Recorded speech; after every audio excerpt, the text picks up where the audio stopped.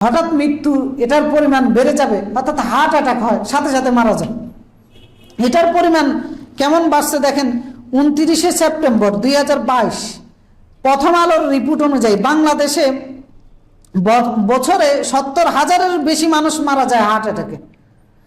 এরপরে আরেকটি পরিসংখ্যান বলতেছে যে দেশের মোট মৃত্যুর হারের 34% মৃত্যুর হার হচ্ছে হার্ট অ্যাটাক, যেটা হঠাৎ মৃত্যু হচ্ছে।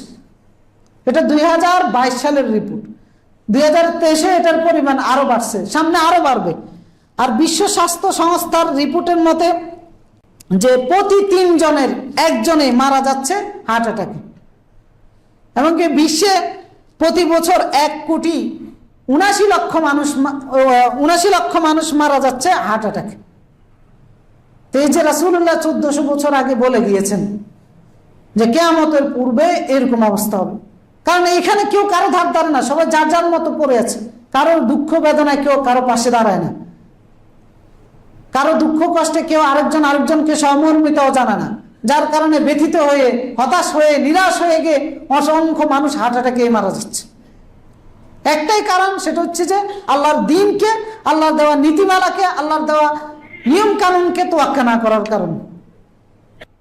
আল্লাহ তাআলা এই ধরনের মুসিবত থেকে আমাদের মুসলিম উম্মাহকে হেফাজত করুন।